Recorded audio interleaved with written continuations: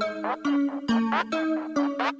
this tutorial, I'm going to show you how to add a trend line to a chart in Microsoft Excel.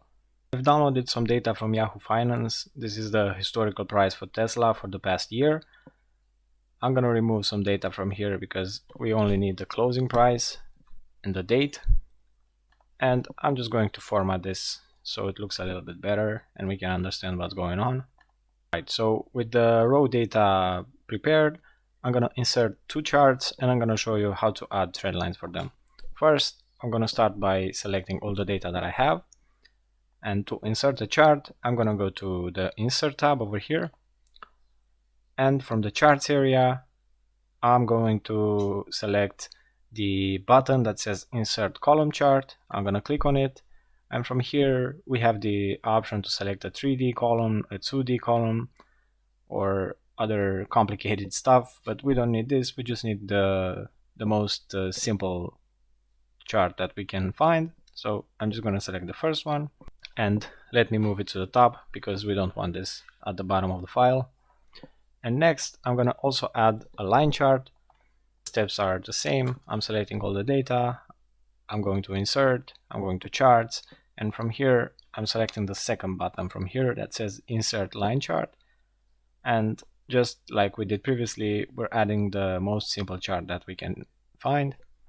Okay, now that I've created the charts, let's see how to add the trend lines for each of them.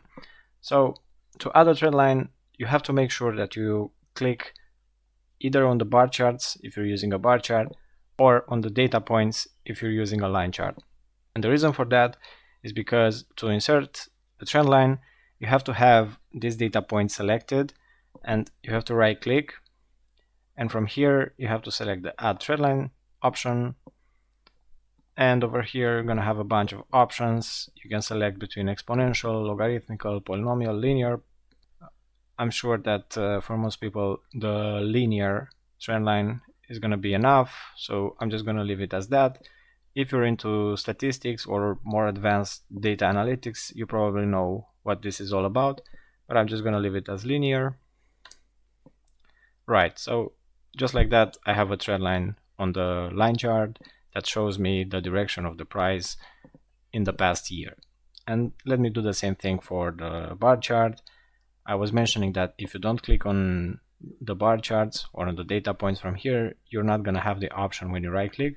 And let me demonstrate this. If I click over here and I right click, you see that the option is not here. If I right click somewhere else within the chart, I don't have the option to add a trend line. So you have to make sure that whenever you're trying to add a trend line, you are selecting the data points or the series points that you would like to add a trend line for. And as I did that, I'm going to right click, I'm going to add trend line, and I'm just going to leave it as that. And here we have it. We added trend lines for bar charts and line charts. Now, if you've reached the end of the video, I want to thank you for watching, and if you could please do me a favor and hit the like button and leave a comment below with your feedback for this video. It will help me a lot with the channel, and it will also help me reach more people in the future. And by the way, if you'd like to see more videos like this, please check out the description of this video. I have a link right there to a playlist full of Microsoft Excel videos just like this one. Thank you, and I hope you have a great day.